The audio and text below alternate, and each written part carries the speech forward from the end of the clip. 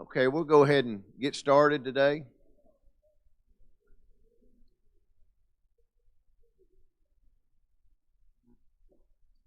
I'd like to start off with a prayer.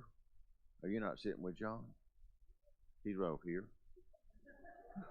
Is there something we need to talk about? Grandchildren?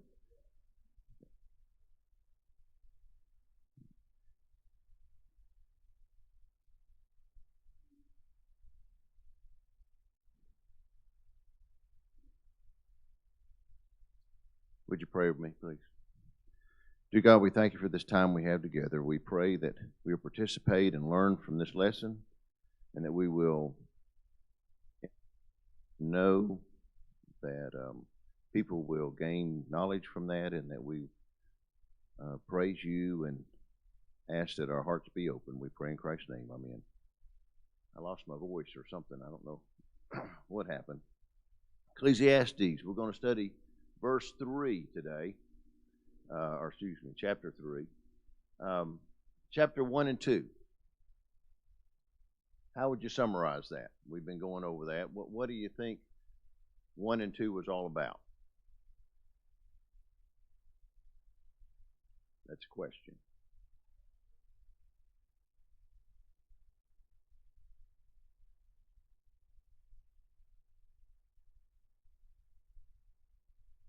Yes. We know that Solomon either wrote this or somebody wrote it about him. But what are some of the things that we might have learned from that? One, his experiences in life.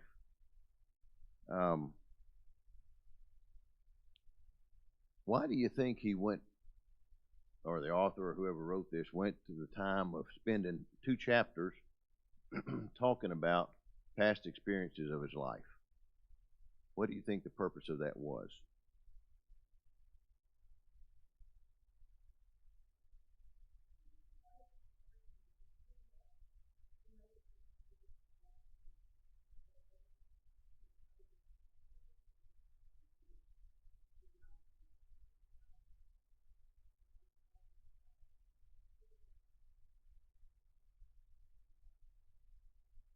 Okay. Do you think he's bragging? No?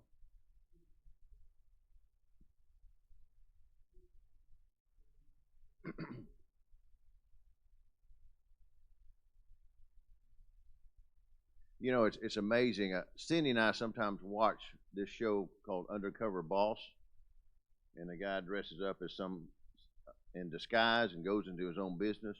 And it's amazing how many undercover bosses don't know how his business works. You know, he doesn't know how to do anything that his people that work under him know how to do. And I think one of the things that these 2 chapters show us is he's been there. It's not a brag. It's just saying, hey, I've been in your place. I've tried this. It's not a way of him saying, hey, look at all I've done. It's, hey, I've got what you have, and I know it's not the right thing. I have all this, and you may have just as much as me or may not, or you may do this, but I've experienced it. I've already been through it. And I deserve, or I know what you're going through, so you should listen to me the rest of these chapters. You know, it's kind of like when you know what's going on. A light bulb comes on, and, you know, it's not somebody preaching at you, it's somebody talking with you. And that's what I got from that, as far as those 2 first chapters, is just to show that I've done it all. I've tried it all, not bragging about it, but it's time to go. And, you know, I know a lot of times when I was a teenager, my dad would always say, you know, I'd say, no, you didn't do that. You don't know what I'm going through. But he did. You know, later on I understand he did. And communication was my problem. But that's just the way it goes. I wasn't a listener then. But I think that's what the 2 first chapters are about, is to show you that he's been there, shows you what he's going to do, and it shows you sooner or later, I know Walter talked about it last week, sooner or later, you've got to face up to the lifestyle you choose. And he's chosen some lifestyles, and it didn't satisfy him. So he's trying to say, hey, this is not the way, there might be a different way. And that leads us into um, chapter 3.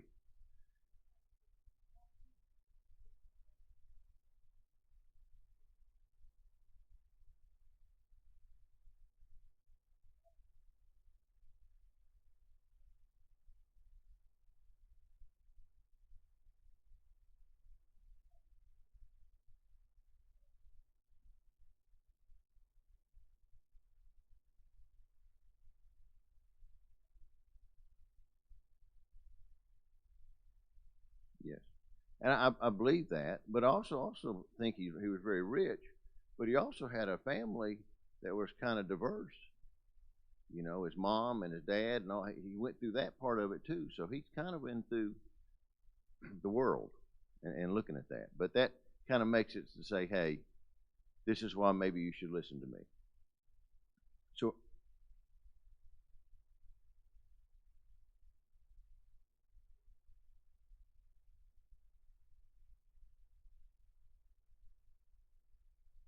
can you do you have that open? Can somebody read that last verse?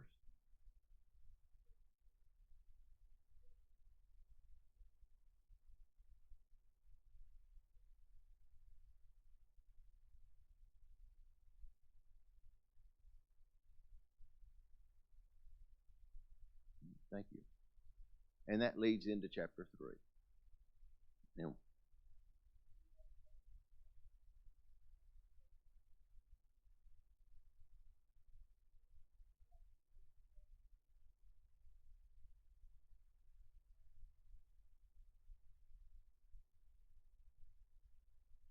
yes, it's you live with your decisions and your lifestyle, what you've made.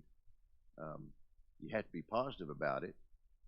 You have to go on with it. You can't dwell on it, but you still, it's there, and it's always coming back to bite you here and there. But then you got to handle it. And chapter 3 is kind of going into how we handle that and how we look at that. Verses 1 through 9. Um, I'm going to read it. I'm a slow reader, but I want you to listen while we're reading it and kind of see what comes out at you on that and what you think about. It's something that I've heard a lot of. I didn't know necessarily it was from this time period, but I've heard a lot of it said to me over the years. So just kind of think of it. And what I'd like to do for just a minute afterwards is kind of talk about if there's anything that stands out to you in these verses. Starting in verse 1. There is a right time for everything, and everything on earth will happen at the right time. There's a time to be born and a time to die. There's a time to plant and a time to pull up plants. There is a time to kill and a time to heal. There's a time to destroy and a time to build. There's a time to cry and a time to laugh. There's a time to be sad and a time to dance with joy. There is time to throw weapons down and a time to pick weapons up.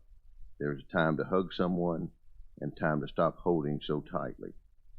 There's a time to look for something and a time to consider it lost. There is time to keep things and a time to throw things away. There are times to tear cloth and a time to sew it. There is a time to be silent and a time to speak. There's a time to love and a time to hate. There's a time for war and a time for peace. Is there anything that stands out in those chapters to you?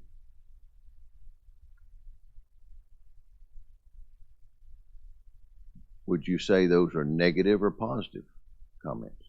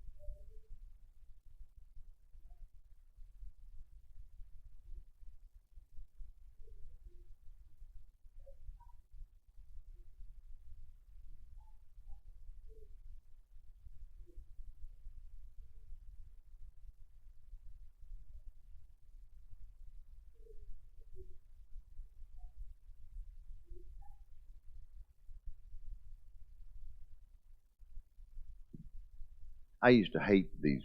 My mom would use this on me all the time when I was a teenager. She'd always just say, calm down, don't get all upset. There's a time for everything in life. There's time for this, and God's got the plan and all this stuff. And I used to hate it.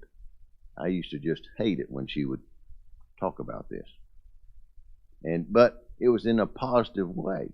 She was trying to be positive. I always thought of it being very positive, and I always thought of it being encouraging that you can wait through, and times are going to change and things are going to happen. But sometimes I'm impatient and don't want to wait on that, and that's when she would use these verses. So to me, it always stands out. And I think of my mom saying, calm down, there's a time for everything, God's got this, you just got to put it in his hands. And that wasn't a time that I wanted to hear that. So that's what I always think about when I start reading these things. So I always thought I was being very positive, a positive type thing. But we're taking this study from the Truth for Today, is where this study comes from. And this person says, Solomon almost acts like it's a negative. And they bring that up by saying in verse 9, he seems to be frustrated. He seems to be negative about it.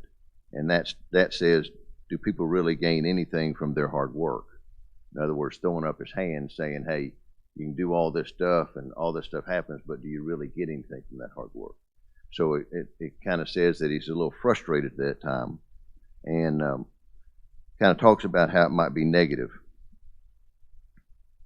But what they really want to look at is kind of like he's getting older now. Cindy's dad is going to turn 90 next week.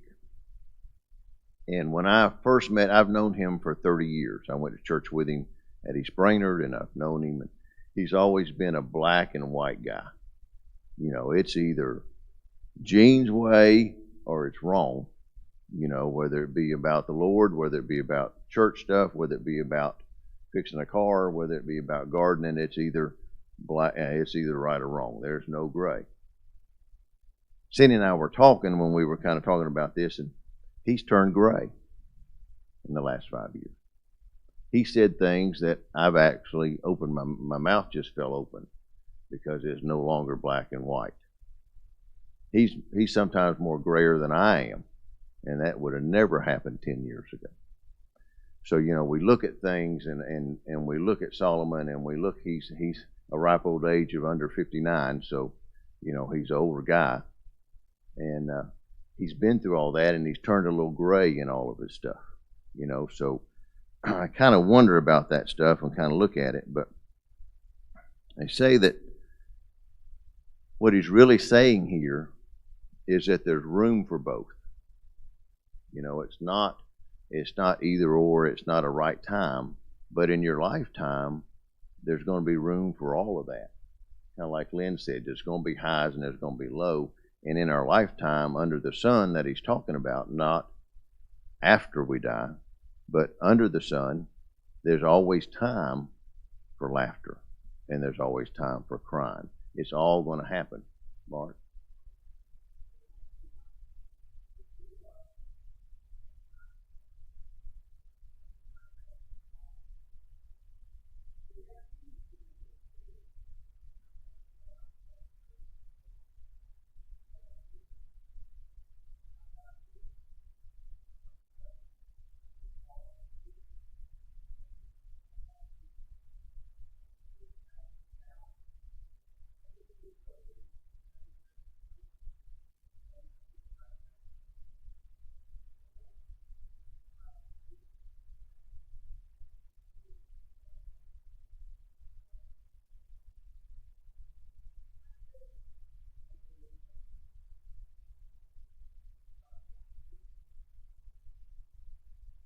I've been told we have cold weather to kill bugs, but some of the coldest winters we've still got mosquitoes, so I don't believe that. But yes, we do have changes, and we get humbled. Sometimes in my life, the things I look back at, things that have happened, have made me humble. And they were about the time when I wasn't really looking for God. I was thinking it was all me, about me, and then all of a sudden I'd be humbled, and it brought me back down. So a lot of times in life we need to be humbled, and it kind of helps us out as far as who we are and what we do. Walter?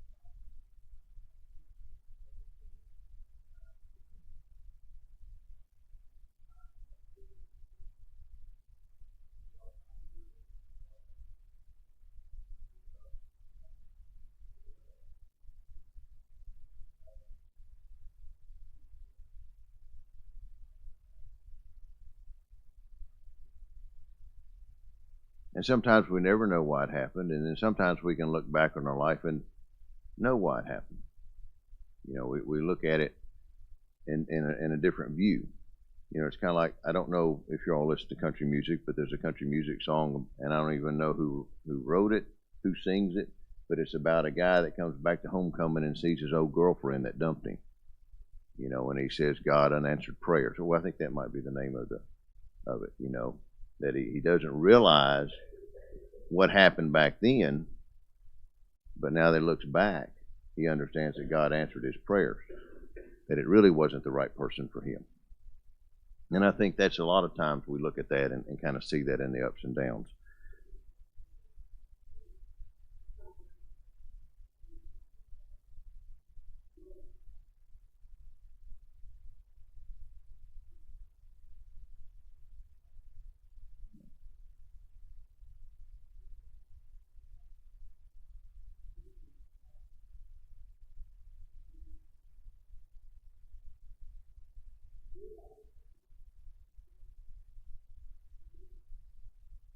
So just kind of to not some.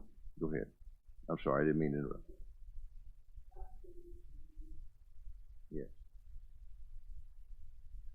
To kind of just summarize and kind of the attitude and look at the things, I'd like you to kind of look at a few things. I just picked out a few of them, but it could be any of them.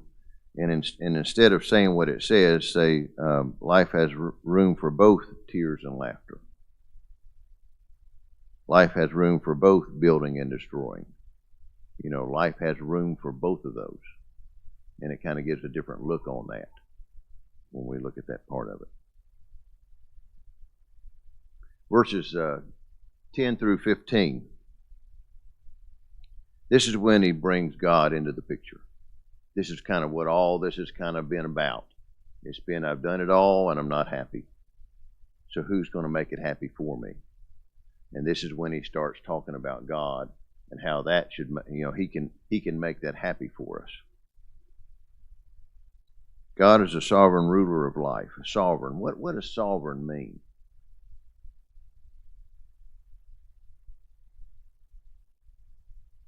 You may not understand my English. I'm not good at pronunciation, but sovereign, what does that mean?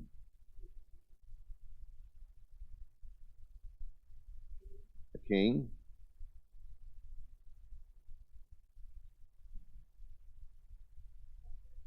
Supreme? Yes. Having the ultimate power?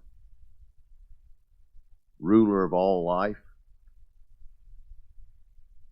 God controls it all. So everything in God's perspective has its place and a function.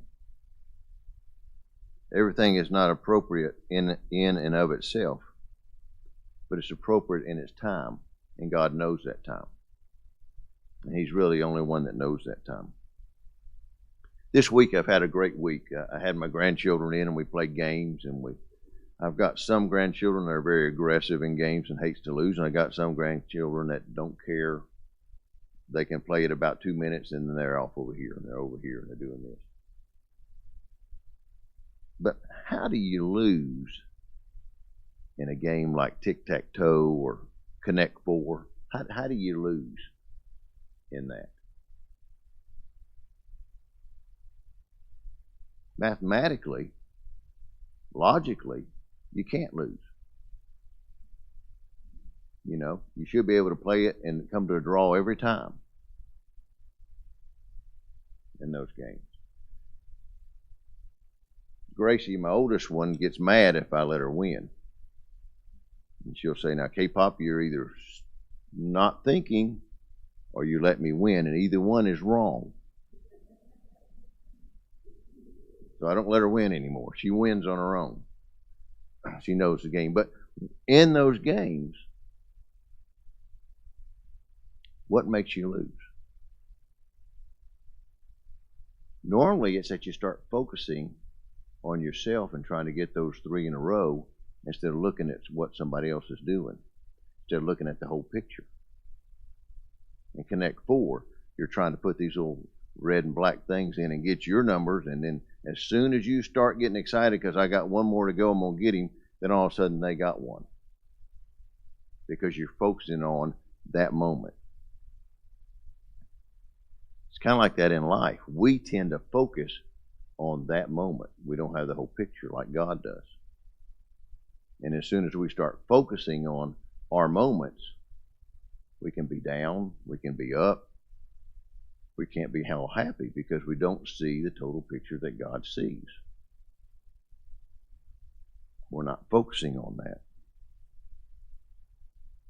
We need to step back and try to see life as God sees it. How do you feel God sees our life under the sun? How do you think God sees it? Put your mind in God's place, which is, you can't do it, but close. What do you think God thinks of our life here under the sun? What do you think of it? Yeah.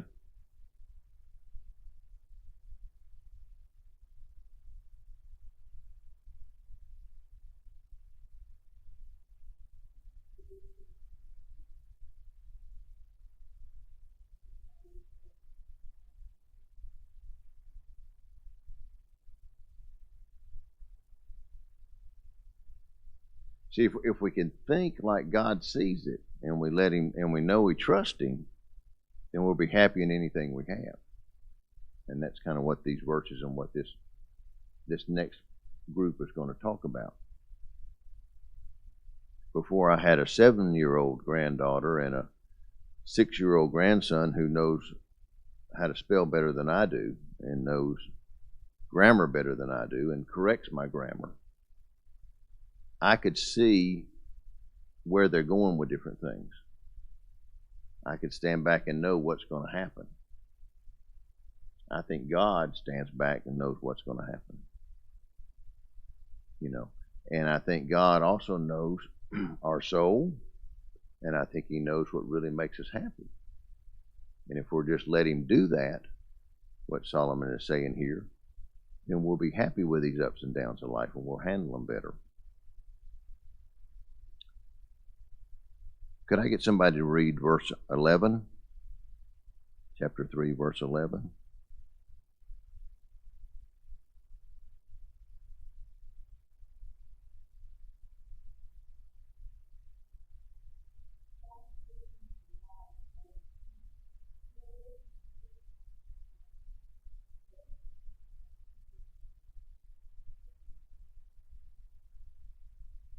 See, God sees the picture.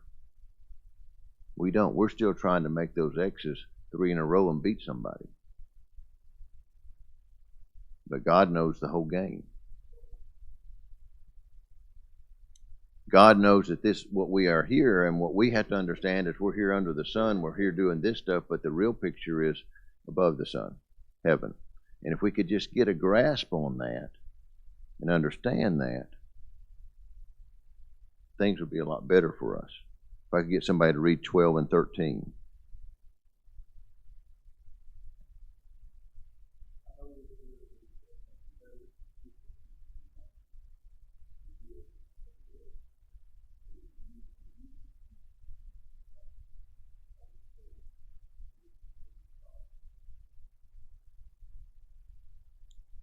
gift of God is to be satisfied with what we have, no matter what it is we have. To be satisfied with that. Not to be jealous of somebody else, not to want something else, but to be satisfied with what we have and to be happy with it. Not just satisfied, but happy with it. If you have the total picture, if you have God with you, that's what He does for you. He wants us to be happy with what we have, no matter what it is. Could I get somebody to read verses 14 and 15?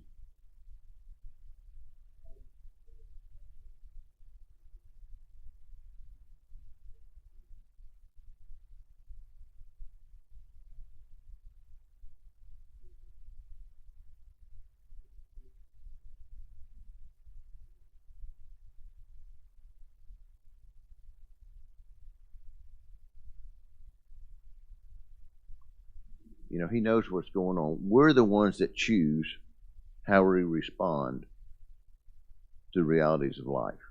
It's attitude. That's all Christianity is attitude. It's heart. It's what we do. It's how we see things. It's how we're satisfied with things we have and not covet for somebody else's stuff. There's an American poet, Lindsay, back in 1900s. And if you know me, I haven't read poetry since I had to when I was in high school. So I'm not a poet guy, but they talked about an experience he had, or he did, when he was out in the country. He was looking for a place to stay that night. There wasn't any inns, I guess, back in 1910 or something, wherever he was, and whenever he was a poet. But he was in a country and he saw a farmhouse. So he went up to the farmhouse. It was a nice farmhouse. The guy that came to the door was well dressed. He smelled food in the kitchen, and he asked if he'd stay the night. I guess that's something that people did back then. He said, "No, I don't have room for you, but the farmhouse across the street may hold you. It may let you in." So he saw a light over there, and he went over there. There were no curtains on the window. The place was run down. The man answering the door was not dressed nicely. When he came in and invited him in, the furniture was not nice. He had one bed, and it was all raggedy, and it kind of goes through all the descriptions of what he had. He said when they ate, he shared his food with them. He said he didn't have any meat, which meant he didn't have a whole lot there of beans. He said as he left, he had this thought.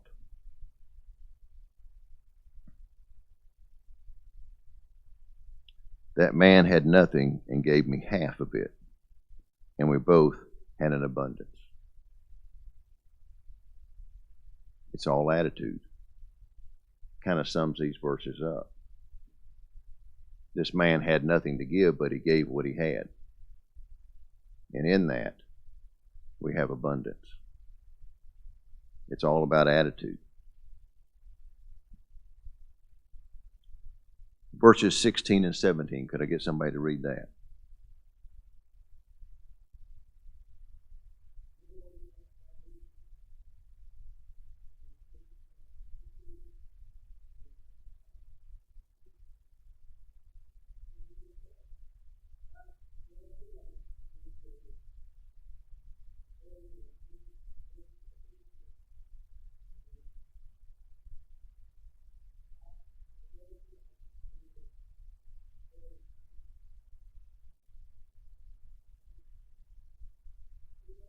You're okay. You're okay. But on that verses, it talks about judging and talks about looking, and it talks about, sometimes in these verses, it talks about how people are evil in this world, how politics happen and things don't work out right, and people are not justified, and God will judge. When is this judgment going to take place?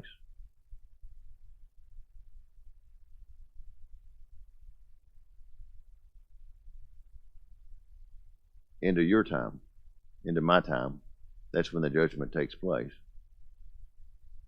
Why doesn't He judge now? Why doesn't He help? You know, one of the things I used to get really aggravated at is that Seems like the people get away with stuff, and God ought to put a lightning bolt on them like He used to.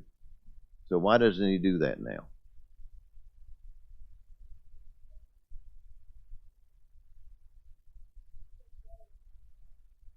Yes. Well, why doesn't He let the good guys win?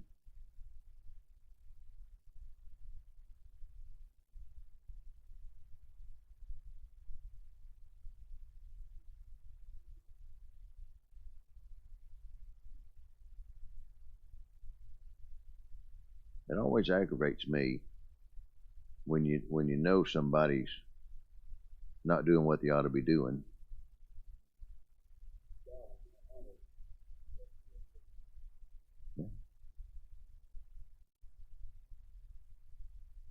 And I honor God, but I guess the selfishness in me, it sure does get aggravated. For instance, I'm in sales. I know I can do a better job than anybody, but that's what you got to know when you're in sales. But there's times that I know that I was the least expensive, and I know that I had the same services that we're offering, but somebody else got it. And that used to really frustrate me. Now, God, why didn't I get that? I've been upfront. I've been honest with this guy. I've been honest with this customer. I've given him a good price, and I still don't get it. Now, why didn't I get that?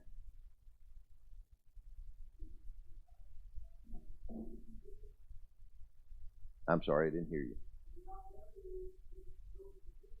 Yeah, that's what I'm looking. He makes everybody. If God would help the Christians and smite down the bad guys, then are you really liking God because you love Him and understand Him and want to do what's right?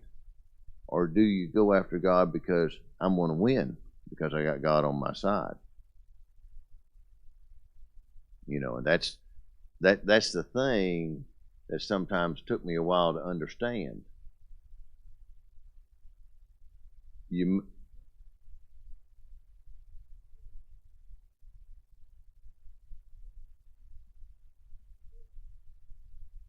Yes.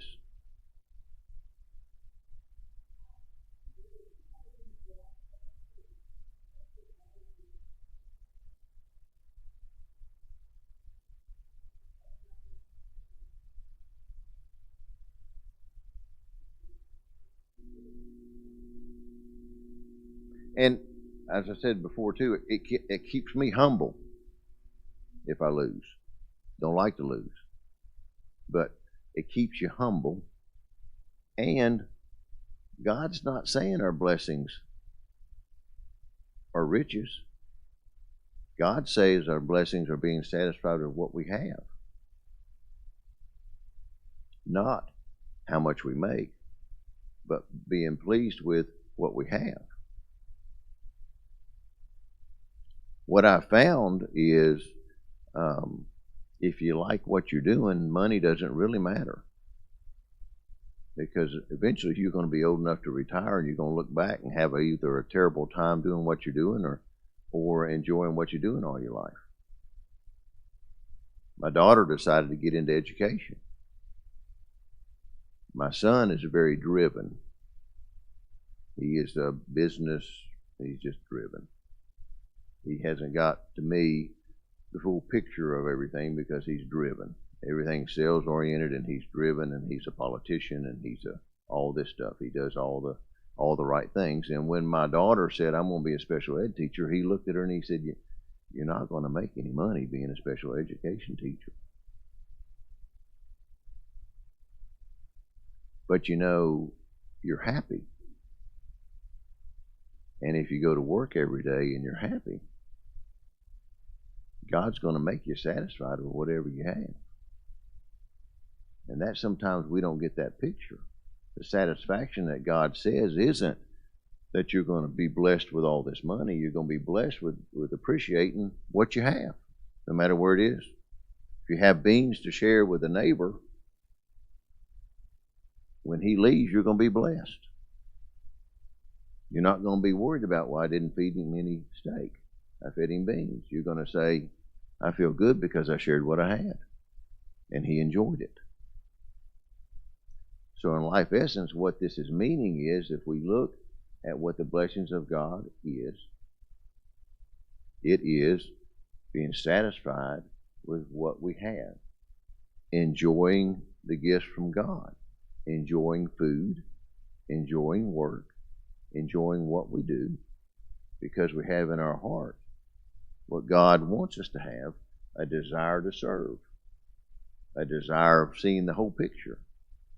That this life, eventually, they go on, the bell's rung, but it goes on and talks about how we turn to dust just like a dog turns to dust. We die. If all you live for is what's here, then you're going to be dust just like a dog. That's not what we live for. We live for God, and that makes us satisfied. And he's saying that he's done all this stuff, and he owns all this stuff. But the things that makes you satisfied is having the Lord in your heart and being satisfied.